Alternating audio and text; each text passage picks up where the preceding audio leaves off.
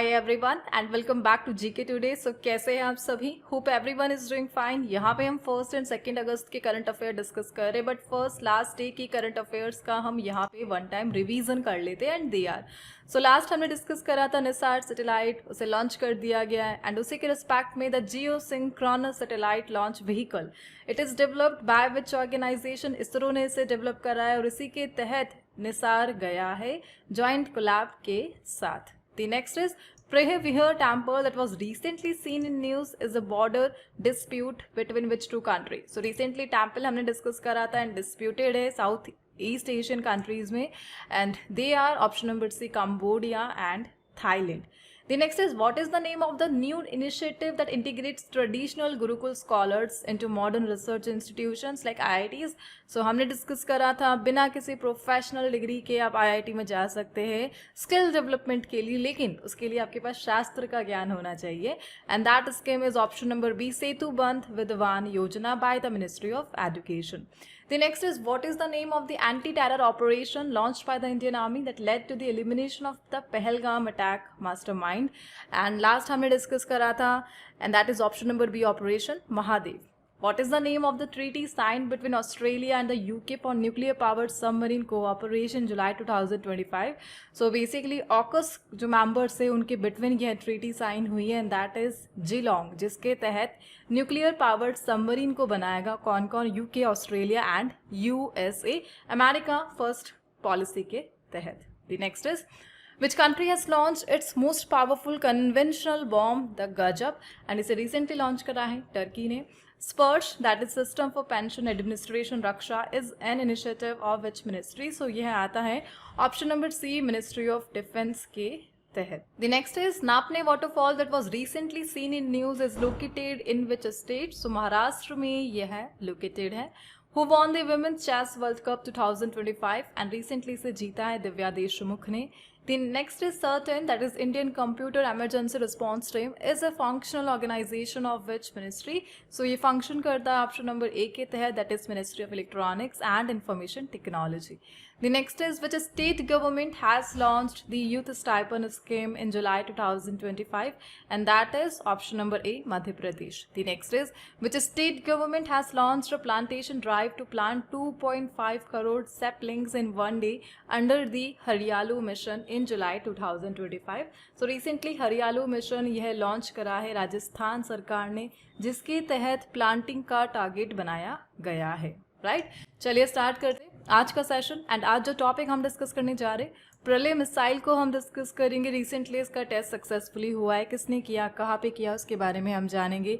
Major programme and schemes में हम discuss करेंगे MGMD, overseas scholarship scheme and central sector scheme SHG women's के लिए. Recently first time Thar desert में पहली बार सिंधु घाटी सभ्यता से रिलेटेड एक साइट को अनर्थ किया गया, इसके बारे में हम डिस्कशन करेंगे एंड FPVs को डिस्कस करेंगे. काफ़ी टाइम हमने डिस्कस करा है FPVs एंड नाउ 6th जो FPV है उसे लॉन्च कर दिया गया, उसके बारे में हम जानेंगे. रिसेंट डे इन न्यूज़ उसे हम डिस्कस करेंगे. मोबाइल ऐप जिसे मिनिस्ट्री ऑफ कम्युनिकेशन ने लॉन्च करा है. माउंट सीलो अभी न्यूज़ में रहा एंड रिसेंटली एक अदर ऑपरेशन न्यूज़ में रहा, उसके बारे में हम जानेंगे. PM एकता मॉल इनिशिएटिव वेस्ट बंगाल इससे बाहर है, कैसे, हम उसके बारे में डिस्कशन करेंगे. पैठनी सारी अभी न्यूज़ में रही, महाराष्ट्र से है, इसके बारे में हम जानेंगे. एंड चाइना का बिगेस्ट हाइड्रो पावर प्रोजेक्ट जो कि वो ब्रह्मपुत्र रिवर यानी यारलुंग सांगपो में बना रहा है, उसके बारे में हम जानेंगे. अपर सियांग को इससे रिलेट करेंगे.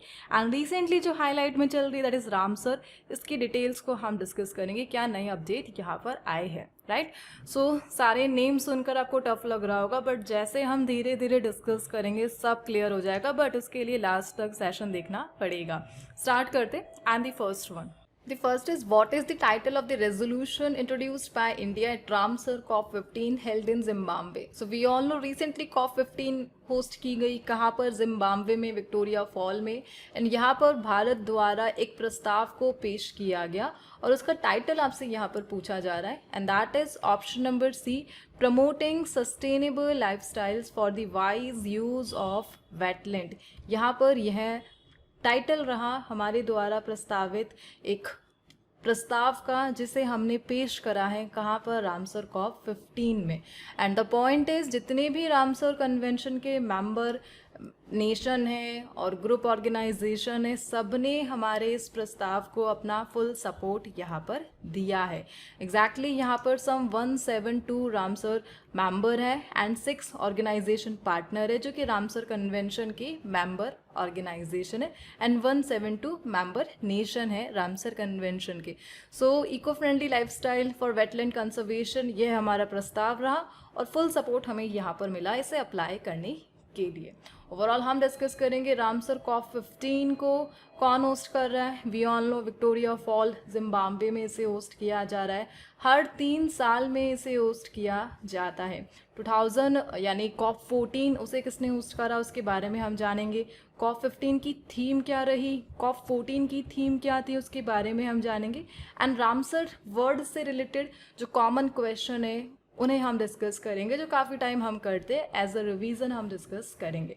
फर्स्ट ऑफ ऑल कॉप 15 की थीम को हम डिस्कस कर लेते and that is theme that is protecting wetland for our common future. यह थीम रही थी। एक पॉइंट यहाँ पर, बिकॉज रामसर कन्वेंशन से एक डेट भी आपको ध्यान रखनी है एंड दैट इज 2 फैब, जिसे हम ऑब्जर्व करते हैं एज वर्ल्ड वेटलैंड डे।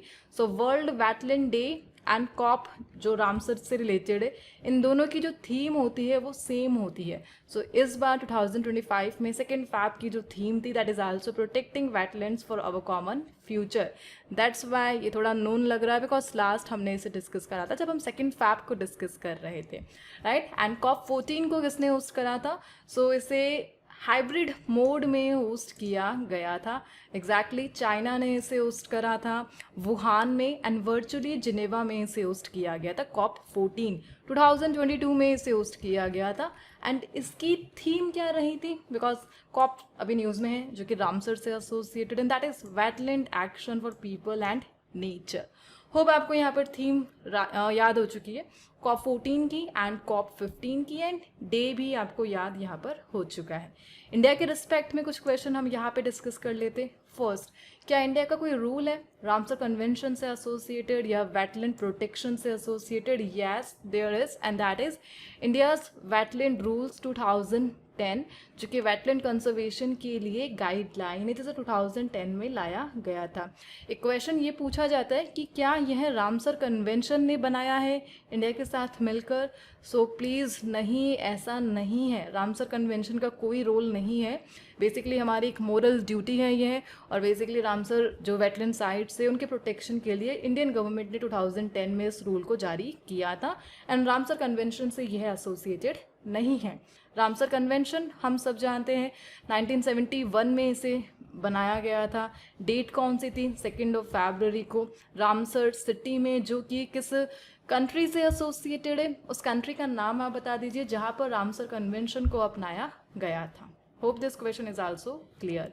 यहाँ पर 6 पार्टनर कुछ ग्रुप्स को मेंशन किया जा रहा है। सो ये 6 पार्टनर ऐसे ऑर्गेनाइजेशन है जो कि रामसर की मेंबर है। कौन कौन सी ये ऑर्गेनाइजेशन है, इनका नाम एक बार आप ध्यान रख लीजिए। बर्ड लाइफ इंटरनेशनल एक ऑर्गेनाइजेशन है और रामसर की मेंबर है। एक है IUCN, that is international union for conservation of nature. Please note, Ramsar convention का जो सेक्रेटरीट डिपार्टमेंट है वो कहाँ पर लोकेटेड है? IUCN के हेडक्वार्टर में। IUCN का हेडक्वार्टर ये स्विट्जरलैंड में लोकेटेड है एंड रामसर कन्वेंशन का भी जो हेडक्वार्टर है IUCN के हेडक्वार्टर में ही लोकेटेड है। इस पॉइंट को आप ध्यान रख लेना। इसी के साथ वेटलैंड इंटरनेशनल, एंड यह भी एक मेंबर ऑर्गेनाइजेशन है रामसर कन्वेंशन की। एंड वेटलैंड इंटरनेशनल को पहले ही बना दिया गया था 1954 में। एक पॉइंट हमने लास्ट क्लियर किया था कि क्या वेटलैंड इंटरनेशनल ने रामसर कन्वेंशन को बनाया है? नहीं, वेटलैंड इंटरनेशनल एक जस्ट नॉन प्रॉफिट ऑर्गेनाइजेशन है और रामसर कन्वेंशन से यह रिलेटेड नहीं है। रामसर कन्वेंशन अपने आप में एक ट्रीटी है जिसे 1971 में अपनाया गया था और वेटलैंड इंटरनेशनल 1954 में ही यहाँ पर आ चुकी थी। एंड एट प्रेजेंट इंडिया के पास कितनी रामसर साइट्स है? हमारे पास एट प्रेजेंट 91 रामसर साइट्स है। रिसेंटली जो एडेड हुई है फलौदी से किचन एंड उदयपुर से Mannar, as per the PM Modi announcement, right. And इसी के साथ मॉन्ट्रिक्स रिकॉर्ड को हमने लास्ट में डिस्कस करा था, यानी जितनी भी वेटलैंड साइट्स है जो रामसर कन्वेंशन का रामसर साइट के तौर पर रिकग्नाइज की गई है, उनमें से जो भी क्रिटिकली इंडेंजर्ड है उनकी लिस्टिंग मॉन्ट्रिक्स रिकॉर्ड में की जाती है। एंड इंडिया से 2 साइट्स मॉन्ट्रिक्स रिकॉर्ड में है, and they are Keoladeo national park from Rajasthan and Loktak lake from Manipur. And the last कि रामसर कन्वेंशन को कब साइन किया गया था, 1971 में। और रामसर कन्वेंशन का जो सेक्रेटरीट डिपार्टमेंट है वो कहाँ पर लोकेटेड है, IUCN के हेडक्वार्टर में, दैट इज ग्लैंड, स्विट्जरलैंड। इस पॉइंट को ध्यान रख लेना। So hope this question is clear. आगे बढ़ते हैं, यहाँ पर रामसर वर्ड को की बनाते हैं एंड कुछ करंट अफेयर्स को हम यहाँ पे रिवाइज करते हैं जो कि हमने लास्ट पे रिवाइज करे थे, आपको रिकॉल हो जाएंगे। And they are, so who has become the first Indian to be honored with the Ramsar Award for wetland wise use, and that Indian personality is Jayashree Venkatesan, ठीक है। Ministry of Environment, Forest and Climate Change organized the World Wetland Day 2025 event at which Ramsar site, and that is Parvati अर्गा, Uttar Pradesh. और कब हुआ था यह, 2 February को। Now 2 February wetland की theme क्या थी ये आप बता दीजिए, बिकॉज जस्ट हमने डिस्कस करा है। एंड रामसर सिटीज़ कौन सी बनी है, and they are Indore and Udaipur. Moving on, यहाँ पे हम डिस्कस कर रहे एक न्यू अपडेट जो रिलेटेड है फास्ट पेट्रोल वेसल से। काफ़ी टाइम से हम डिस्कस कर रहे इंडियन कोस्ट गार्ड के लिए जो गोवा शिपयार्ड लिमिटेड है काफ़ी टाइम से FPVs को डेवलप कर रहा है, सो दैट जो कोस्टल सिक्योरिटी है, मैरीटाइम एक्टिविटी है, उसे बूस्ट किया जा सके। एक हाई स्पीड की FPVs है, और टोटल कितनी है, टोटल 8 FPVs है यहाँ पर, और उन 8 में से 6 को लॉन्च कर दिया गया है। एंड रिसेंटली क्वेश्चन क्या है, where was the 6th FPV named Indian coast guard ship Atal launched in July 2025। So 6th ship यहाँ पर हमारे पास आ चुकी है, दैट इज़ FPV, और उसका नाम है अटल। और इसे कहाँ पे लॉन्च किया गया, गोवा में। गोवा में भी कहाँ पर, जहाँ पर गोवा शिपयार्ड लिमिटेड का हेडक्वार्टर है, दी वास्को द गामा, गोवा में इसे लॉन्च किया गया officially by the Goa shipyard limited, और इंडियन कोस्ट गार्ड के लिए इन्हें लॉन्च किया गया है, ठीक है। सो यहाँ पे हमें डिस्कस करना है एक प्रोजेक्ट जो कि है 8 FPV प्रोजेक्ट। सो जो गोवा शिपयार्ड लिमिटेड है काफ़ी टाइम से 8 FPVs को यहाँ पर कंस्ट्रक्ट करने में लगा हुआ है, जिसमें से 6 तो उसने लॉन्च कर दी, 2 अभी बाकी है जो कि आ जाएगी। एंड इन 6 के 6 का नाम हम यहाँ पे डिस्कस करेंगे। कौन देख रहा है इन सबकी मैन्युफैक्चरिंग, गोवा शिपयार्ड लिमिटेड खुद देख रहा है मेड इन इंडिया प्रोग्राम के तहत, सो दैट कोस्टल जो सिक्योरिटी है उसे इन्हांस किया जा सके। सो कौन कौन सी है उनका नाम हम देख लेते हैं। सो सबसे पहली जो आई थी 2024 में, एंड दैट इज़ आदम्य एंड अक्षर।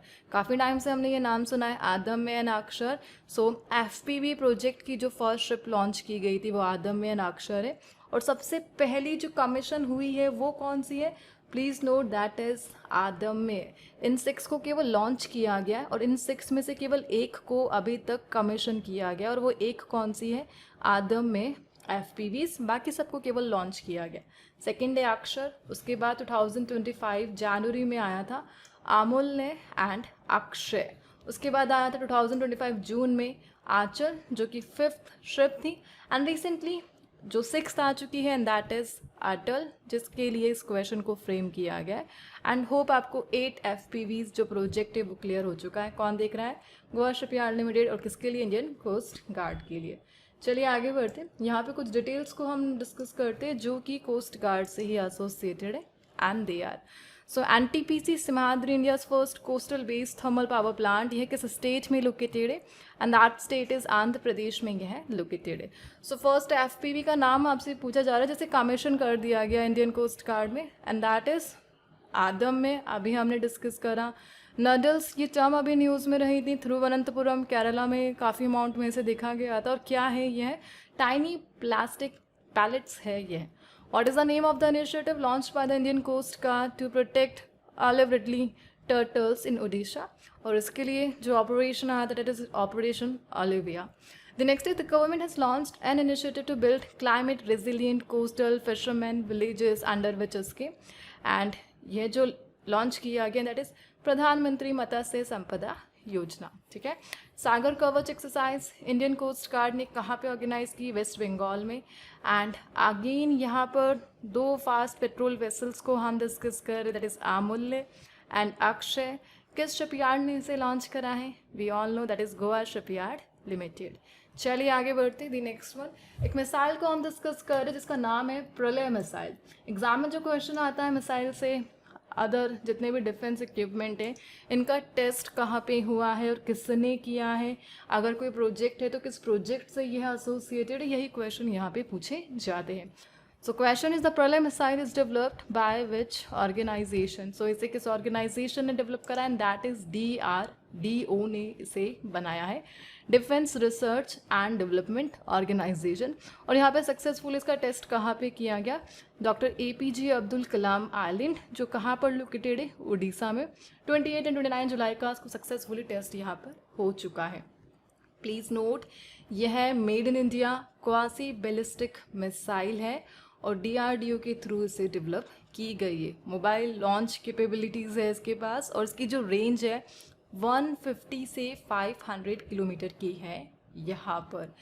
प्लीज़ नोट, इंडियन आर्मी के पास जितनी भी मिसाइल्स है सबकी रेंज अलग अलग है। Just like Pinaka rocket system, इसकी जो रेंज है वो 60 to 70 किलोमीटर है, जो रॉकेट सिस्टम है made in India.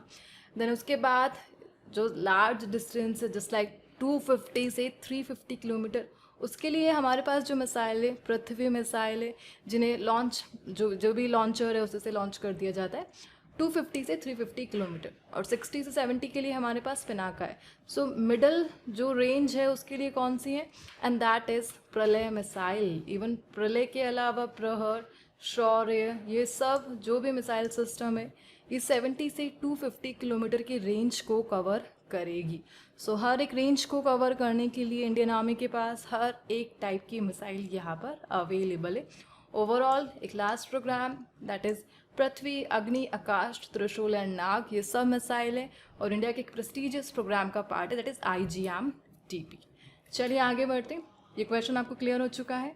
Missile word को यहाँ पे डिस्कस किया जा रहा है, उससे से रिलेटेड कुछ करंट अफेयर्स को हम यहाँ पे रिवाइज करेंगे and that they are typhoon block 4 is a hypersonic ballistic missile developed by which country, और इसे डेवलप करा है टर्की ने। आकाश प्राइम, ये एक मिसाइल है, किस टाइप की है? सरफेस टू एयर मिसाइल है ये। What type of missiles are Agni and Prithvi which were recently successfully test fired at Chandipur Orissa? इसका भी ध्यान रख लेना, अग्नि पृथ्वी रिसेंटली इसका टेस्ट हुआ था। शॉर्ट रेंज बैलिस्टिक मिसाइल इन उड़ीसा के चांदीपुर से इसका सक्सेसफुल टेस्ट किया गया। Javelin anti tank guided missile, इसे किस कंट्री ने डेवलप करा है? US ने इसे डेवलप करा है। Patriot air defence missile system, इसे डेवलप करा है US ने। आकाश किस टाइप के मिसाइल हैं? सरफेस टू एयर है। And beyond visual range air to air missile and that is Astra, इसे किस ऑर्गेनाइजेशन ने डेवलप करा? That is also DRDO। चलिए आगे बढ़ते हैं। यहाँ पे एक अदर ऑपरेशन को हम डिस्कस कर रहे हैं जिसे ऑपरेशन महादेव के बाद चलाया गया है। रिसेंटली इंडियन आर्मी ने इसे लॉन्च करा है एंड इसके थ्रू 2 टेररिस्ट को एलिमिनेट किया गया जो LOC को क्रॉस करने में लगे हुए थे जम्मू कश्मीर के पूंछ डिस्ट्रिक्ट में। So the question is, what is the name of the Indian Army's counter-infiltration mission launched in July 2025 to stop terrorists from crossing the LOC into Indian Army? So यहाँ पर line of control जो कि actually border है India and Pakistan के between, और इसे cross करते हुए 2 टेररिस्ट को यहाँ पे काउंटर किया गया by the Indian army and that's why यह न्यूज़ में रहा। ऑपरेशन का नाम है operation Shiv Shakti and operation Mahadev के बाद ही इसे चलाया गया। किसने चलाया? प्लीज़ नोट, इंडियन आर्मी की जो वाइट नाइट कॉर्प्स है इन्होंने इस ऑपरेशन को चलाया जम्मू कश्मीर के पूंछ डिस्ट्रिक्ट में। एंड 3 LET से एसोसिएटेड जो टेररिस्ट है उन्हें यहाँ पर न्यूट्रलाइज किया गया, ठीक है, उदासीन किया गया। Hope this question is clear. चलिए आगे बढ़ते हैं। यहाँ पर ऑपरेशन को डिस्कस किया जा रहा है। सो रिसेंट जितने भी ऑपरेशन हुए हैं उससे रिलेटेड करंट अफेयर्स को हम यहाँ पर देखेंगे वन टाइम। ऑपरेशन जीवन ज्योत 2, यह रिसेंटली किसी स्टेट ने लॉन्च करा, दैट इज़ पंजाब, और स्ट्रीट चिल्ड्रन उन्हें रेस्क्यू किया गया और स्कूल में उनका एनरोलमेंट किया गया। What is the name of the operation launched by the DRI to seize illicit Chinese firecrackers, and that is Operation Fire Trail. And Pakistan का जो illegal import था उसके लिए Operation Manifest. What is the name of operation launched by Indian Army to ensure safe conduct of the Amarnath Yatra, and that is Operation Shiva. हम सभी जानते हैं operation कालिनेमी इसे उत्तराखंड ने चला रखा है. एनसीबी का यहाँ पर एक ऑपरेशन है, एंड यह जो ऑपरेशन है इसका जो टारगेट था illegal trade off pharmaceutical drug, और यह ऑपरेशन मैडमैक्स है. और इसी के अलावा एनसीबी का एक अदर ऑपरेशन जिसके तहत डार्क नेट ड्रग रैकेट को बस्ट खुलासा किया गया, दैट इज ऑपरेशन मैलिन. ठीक है. एंड रिसेंटली NIPCCD का जो नेम चेंज हुआ है, and that is Savitribai Phule national institute of women and child development. Right. Hope सारे क्वेश्चन आपको क्लियर है. आगे बढ़ते हैं. सो यहाँ पर हम एक GI प्रोडक्ट को डिस्कस कर रहे हैं, दैट इज पैठणी साड़ीज. भारत के किस राज्य से यह एसोसिएटेड है, एंड बेसिकली दैट राज्य इज महाराष्ट्र से यह एसोसिएटेड है.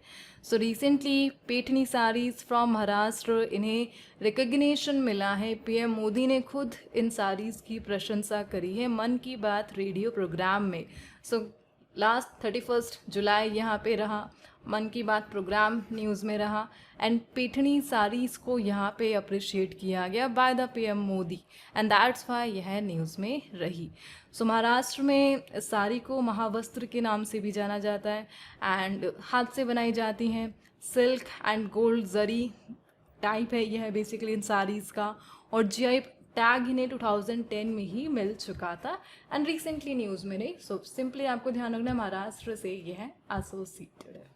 सिंपली आपको ध्यान रखना है महाराष्ट्र से यह एसोसिएटेड है. चलिए आगे बढ़ते. रिसेंट GI टैग से रिलेटेड कुछ क्वेश्चंस को हम यहाँ पे डिस्कस करते हैं, and they are which states Eri silk has recently receive the GI tag, and that is Meghalaya से यह एसोसिएटेड है. फास्टैग एनुअल पास स्कीम अभी न्यूज़ में आई थी, और किस मिनिस्ट्री ने इसे लॉन्च करा है, that is ministry of road transport and highway. उज्जफेनी इसे GI टैग मिला, गोवा से है. केर सांगरे डिश GI टैग मिला, और यह राजस्थान से है. And Kumbakonam betel leaf which was recently granted a GI tag, और यह किस स्टेट से associated, and that is Tamil Nadu से यह एसोसिएटेड है. रिसेंटली एक स्टेट का product that is Sangri bean, और इसे GI टैग मिला था. किस स्टेट से ये associated, and that state is Rajasthan.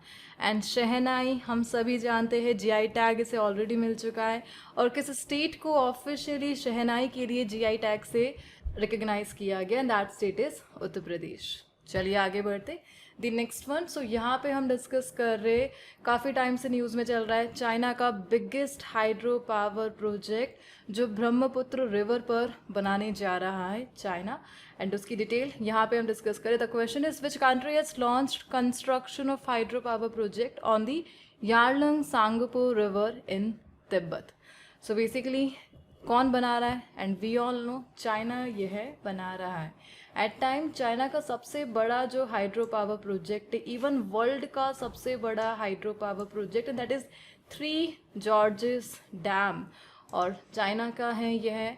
और चाइना का रीसेंट यह जो प्रोजेक्ट आया है जो बनाने जा रहा है चाइना के इस रिवर पर, that is Yarlung Tsangpo river, जो कि तिब्बत में फ्लो होती है, और इसकी जो कैपेसिटी है वो 3 टाइम ज़्यादा होगी एट प्रेजेंट जो वर्ल्ड का बिगेस्ट हाइड्रो पावर प्रोजेक्ट के उससे कंपेयर अगर हम करें तो. सो उससे 3 टाइम ज़्यादा इसकी कैपेसिटी है जो यारलुंग सांगपो रिवर पर बनने जा रहा है. सो प्लीज़ नोट, यहाँ पर जो ब्रह्मपुत्र रिवर है उसे असम में ब्रह्मपुत्र के नाम से जाना जाता है, बांग्लादेश में जमुना रिवर के नाम से जाना जाता है, अरुणाचल प्रदेश में सियांग रिवर के नाम से जाना जाता है, एंड चाइना में बेसिकली तिब्बत में सांगपो रिवर के नाम से जाना जाता है. हैंस चाइना तिब्बत में सांगपो रिवर पर सम 60 गीगावाट का एक हाइड्रो पावर प्रोजेक्ट बना रहा है, एंड रिसेंटली उसका जो कंस्ट्रक्शन प्रोसेस है वो स्टार्ट हो चुका है, एंड दैट्स वाई यह न्यूज़ में रहा. इंडिया से जस्ट 30 किलोमीटर की डिस्टेंस पर है, इंडिया चाइना बॉर्डर के अलॉन्ग साइड है, और इस प्रोजेक्ट का जो वैल्यू है वो 1.2 ट्रिलियन युआन है. And just because project start हो चुका है, वर्ल्ड में जो कंसर्न्स है स्पेशली बांग्लादेश एंड इंडिया वो रिसेंटली हाईलाइट में चल रहे हैं, दैट्स वाई यह न्यूज़ में रहा। ओवरऑल इसे काउंटर करने के लिए इंडिया की तरफ से जो प्रोजेक्ट आया and that is the upper Siang river hydro power project, जो कि अरुणाचल प्रदेश में बनेगा। इसकी जो कैपेसिटी है वो सम 11 से 12 गीगावाट के बिटवीन है, और चाइना के इस हाइड्रो पावर डैम को काउंटर करने के लिए इसे बनाया जा रहा है। चलिए आगे बढ़ते थी नेक्स्ट वन। यहाँ पे हम डिस्कस कर रहे हैं रिसेंटली सिंधु घाटी सभ्यता एक न्यू सेटलमेंट को डिस्कवर किया गया है। किस राज्य में किया गया है? एंड दैट राज्य इज राजस्थान। एंड उस साइट का नाम है दी रातडिया री ढेरी। काफ़ी इम्पॉर्टेंट साइट है बिकॉज जो थार डेजर्ट है उसकी फर्स्ट सिंधु घाटी सभ्यता यहाँ पर डिस्कवर की गई है, और उसका नाम है रातडियारी ढेरी। राजस्थान में यह लोकेटेड एंड रिसेंटली इसकी डिस्कवरी हुई। फर्स्ट इंडस वैली सेटलमेंट है यह थार डेजर्ट की, एंड दैट्स वाई काफ़ी इंपॉर्टेंट है। सो एग्जैक्टली ये जो डिस्कवरी है बेसिकली हड़प्पन साइट्स को राजस्थान एंड गुजरात जो एरिया है वहाँ से कनेक्ट कर रही है, और जितना भी ट्रेड कल्चर हाईलाइट है वो यहाँ पर देखने को मिला। चलिए आगे बढ़ते हैं। सो रिसेंट जितनी भी हड़प्पन साइट्स हमने लास्ट देखी थी उन्हीं से रिलेटेड कुछ क्वेश्चंस को हम यहाँ पे डिस्कस करेंगे, and they are so recently 5300 year old early Harappan settlement and burial इन्हें डिस्कवर किया गया था, और किस स्टेट में ये डिस्कवरी हुई थी? That is Gujarat. And recently 2 Harappan sites को डिस्कवर किया गया था, एंड उन्हें स्टेट ने आर्कियोलॉजिकल साइट डिक्लेयर किया था, एंड दे आर तिघराना एंड मिथाथल। और किस स्टेट का ये इनिशिएटिव था? हरियाणा का। ठीक है, मिथाथल तिघराना हरियाणा से है, और हरियाणा ने इन्हें आर्कियोलॉजिकल साइट रिकग्नाइज किया है। And recently 5000 year old water management system मिला था जो कि हड़प्पन साइट से एसोसिएटेड है। कहाँ पर इसकी डिस्कवरी हुई थी? राखीगढ़ी में। चलिए आगे बढ़ती थी नेक्स्ट वन। सो एक मेजर स्कीम को हम डिस्कस कर रहे हैं जो कि सेंट्रल सेक्टर स्कीम है, that is NOS scheme, national overseas scholarship scheme. और कौन सी मिनिस्ट्री से इम्प्लीमेंट करती है? That is ministry of social justice and empowerment. कौन है इसके recent cabinet minister? That is Virendra Kumar देख रहे हैं इस मिनिस्ट्री को। एंड बेसिकली इस मिनिस्ट्री की ये जो स्कीम है इसका मेन ऑब्जेक्टिव क्या है? तो जितने भी ट्राइबल स्टूडेंट्स हैं, नोमैडिक सेमी नोमैडिक ट्राइब्स है, और जिनके पास भी खुद की ज़मीन नहीं है, एग्रीकल्चर जो वर्कर्स है, और ट्रेडिशनल जितने भी आर्टिसंस है, उनको प्रमोट करना है हायर एजुकेशन के लिए। और यहाँ पर फाइनेंशियल हेल्प प्रोवाइड की जा रही है इन लो इनकम स्टूडेंट्स के लिए, that is national oversee scholarship. और रिसेंटली सेंटर गवर्नमेंट ने इसे लॉन्च किया था, एंड दैट्स वाई यह न्यूज़ में रही। प्लीज़ नोट किस ट्राइब और किस कम्युनिटी से ये एसोसिएटेड है। सो जो कास्ट यहाँ पर है that is SC caste. So SC caste के लिए नेशनल ओवरसीज स्कॉलरशिप स्कीम को लॉन्च किया गया है, और मिनिस्ट्री कौन सी है? Social justice and empowerment. चलिए आगे बढ़ती the next one. What is the name of the central sector scheme that aims to provide drones to women's self-help group? So SHGs को ड्रोन बेसिकली ट्रेनिंग प्रोवाइड करना और financial help करना, उसके लिए central sector scheme यहाँ पर आएगी। उसका नाम आपसे पूछा जा रहा है, and that is NaMo drone दीदी scheme it is. So recently government of India ने नमो ड्रोन दीदी स्कीम के तहत सम 15,000 ड्रोन्स को यहाँ पर अवेलेबल करवाया है जो विमेंस है सेल्फ SHG ग्रुप से उनके लिए, एंड दैट्स वाई यह न्यूज़ में नहीं। सो जो 15,000 ड्रोन्स हैं यह 23-24 फाइनेंशियल ईयर से 25-26 फाइनेंशियल ईयर तक प्रोवाइड किए जाएंगे। इसके लिए खुद एक बजट आया दैट इज़ 1261 करोड़ का। सो दैट नमो ड्रोन दीदी स्कीम के तहत जो SHGs विमेन हैं इन्हें ड्रोन प्रोवाइड किया जा सके, और बेसिकली अर्निंग जितनी भी फैसिलिटीज़ है उसमें हेल्प किया जा सके, एंड दैट्स वाई यह न्यूज़ मेरा। The next is which state government has declared 7th August as Sustainable Agriculture Day in honor of Dr. MS Swaminathan. So recently एक स्टेट ने डॉक्टर MS स्वामीनाथन इन्हें ऑनर करने के लिए 7 अगस्त को officially sustainable agriculture day declare करा है, and that state is Maharashtra का यह इनिशिएटिव आया है। Doctor M S Swaminathan, basically we all know father of the green revolution, ये किन्हें कहा जाता है इंडिया में, and that is doctor M S Swaminathan. 2023 में ही इनका निधन हो गया था, एंड 2024 में मरणोपरांत पोस्टोमसली इन्हें भारत रत्न से रिकग्नाइज किया गया था। सो भारत रत्न 2024 में मिला है डॉक्टर एम एस स्वामीनाथन को मरणोपरांत, एंड यूएन ने इन्हें रिकग्नाइज किया हुआ है as the father of the economic environment. And इन्हें ही ऑनर करने के लिए रिसेंटली महाराष्ट्र ने 7 अगस्त को सस्टेनेबल एग्रीकल्चर डे अनाउंस किया है। एक मेजर अवार्ड यहाँ पर है जो कि डॉक्टर एम एस स्वामीनाथन को दिया गया था, और काफ़ी इम्पॉर्टेंट है बिकॉज उस अवार्ड को नोबल प्राइज फॉर एग्रीकल्चर कहा जाता है, and that is world food prize. So world food prize इन्हें 1987 में दिया गया था। इस पॉइंट को भी आप यहाँ पर ध्यान रख लीजिए। चलिए आगे बढ़ते। सो डेज इन न्यूज़ से रिलेटेड कुछ क्वेश्चंस को हम यहाँ पे रिवाइज करेंगे जो कि अगस्त एंड जुलाई से ही एसोसिएटेड है, and they are. So national broadcasting day हर साल कब मनाया जाता है इंडिया में? 23 जुलाई को। वर्ल्ड ब्रेन हेल्थ डे, इसे ऑब्जर्व किया जाता है 22 जुलाई को। National flag day, that is 22 July. International moon day, और यह मनाया जाता है 20 जुलाई को। International chess day, and that is 20 July. Nelson Mandela Day, and that is 18 July. And World Day for International Justice, and that date is 17th of July.